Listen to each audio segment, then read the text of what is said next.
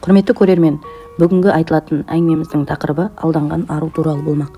Арнамызға тіркеліп пікір қалдыруды ұмытпаңыз. Жаннұр жаны нәзік, өзі сабырлы, сұлулығымен де, ақылымен де ерекшеленген қыз еді. Ол кішкентай ауылда өсті. Анасынан ерте айырылып, әкесінің тәрбиесінде бой жетті.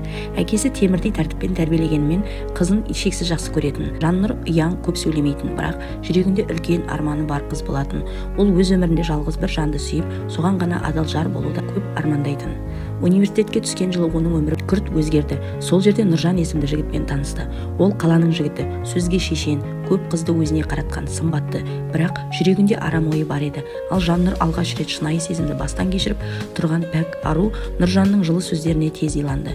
Ол Жаннұрға болашаққа бірге жоспар құрды, үйленем деп уәде берді, тіпті ата-анасымен таныстырамын деп талдады. Жаннұр бар жан-тәнімен сенді. Бір күні Нұржанның "егер мені шын сүйсең" деп айтқан сөзінен кейін қыз оған шектен тыс сеніп, өзінің ең асылын арын берді. Бұл әрекетін махаббат деп ұқты, бірақ артынша Нұржан салқындай бастады. Бірте-бірте хабарласпай кетті, кейін мүлдем жоғалды.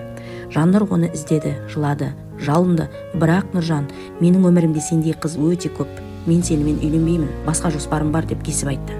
Сол сәт Жаннұр үшін әлем қирағандай болды. Ол үнсіз азап шекті, өзін жазғырып, тағдырды кінәлап, ішінен езіліп жүрді. Ешкімге сырын ашпады, бірақ ішіндегі дауыл оны тұншықтырды.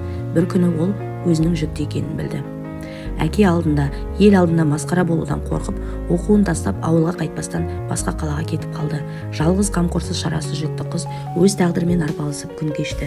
Көңіліне иман ұялап, Аллаға жалбарынып жылаумен күн өтті. Бір таныс арқылы кішігірім тігін цехынан жұмыс тауып, бір үзім нанға қол жеткізді. Айы күні жетіп дүниеге сәби келді. Сәбидің жүзіне қарағанда Жаннұрдың жүрегі еріп кететін. Ол періште өмірінің мәніне айналды. Ол бар өмірін баласына арнады. Уақыт өте келе өзін кешіріп, қайта тұруға, өмір сүруге күш тапты. Ару өз арын жоғалтқан жоқ, қайта тағдырдың қиындығына қарсы тұрып, шынайы ана, нағыз махаббат әйелге айналды. Жылдар өтті. Нұржан бір күні кездейсоқ жолығып қалды. Сол баяғы банк кейіппен түк қалмаған, қартайып кеткен, өмірдің соққысынан шаршаған адам еді. Жаннұр оны кешірген, бірақ енді оған қарап еш сезім де, өкпе де жоқ. Тек мен алдандым, бірақ жеңілдім демеймін деген бір ғана ой бар еді жүрегінде. Ол бір ауыр күндер артта қалғандай, Жаннұр енді бұрынғыдай әлсіз емес. Ол ана, әрі тағдырға қарсы тұрған қайсар әйел еді. Бастапқыда өмірінің астан-кестеңі болған ешкім білмеді. Жалғыздықпен қоғамның кінәлаушы көзқарасымен де күресті. Бірақ бір ғана мақсат, баласының болашағы үшін бәріне төзу оған күш берді. Тігін цехындағы еңбегімен біртіндеп өз ісін дөңгелентіп, шағын ателье ашты.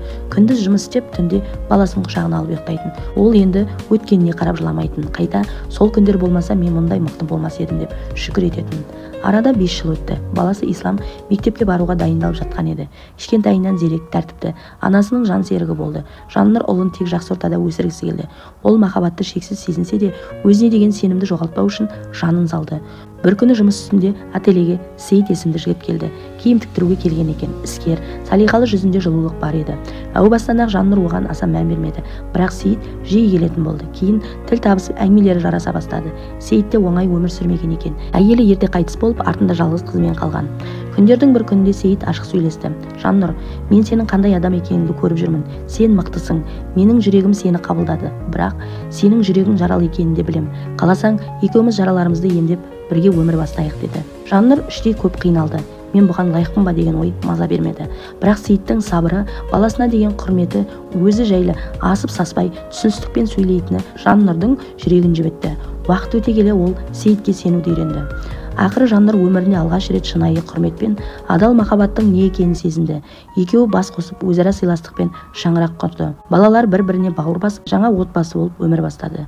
Бір күні терезе алдында Ислам анасынан: "Анашым, біз енді бақыттымыз ба?" деп сұрады. Жаннұр ұлына қарап жымиды да, көзіне жас алып: "Иә балам, қазір ғана шын бақыттымыз" деді. Өткеннің ізі жүректе қалса да, ол өмірдің сабағы болды. Ең бастысы, Жаннұр енді алданған ару емес, қайта туған әйел, ана және өз өмірінің жалғыз иесі еді. Әңгіменің мәні, бір ғана қателікпен өмір бітпейді. Тағдыр ұрса да қайта тұруға болады. Нағыз махаббат сабыр мен сыйластықта. Әйелдің қадірі оның сабырында, ар намысында, қайта тұра білуінде. Бұл көп аруға сабақ боларлық хикая. Алданбау үшін ең алдымен адам өз тағдырын түсінуі керек. Махаббат ол ұлы сезім, бірақ ол адалдық пен жауапкершілікпен ғана қымбат. Құрметті көрермен, осымен әңгімеміз аяқталды. Каналға жазылып, пікір қалдыруды ұмытпаңыз. Келесі бөлімдерде жолыққанша.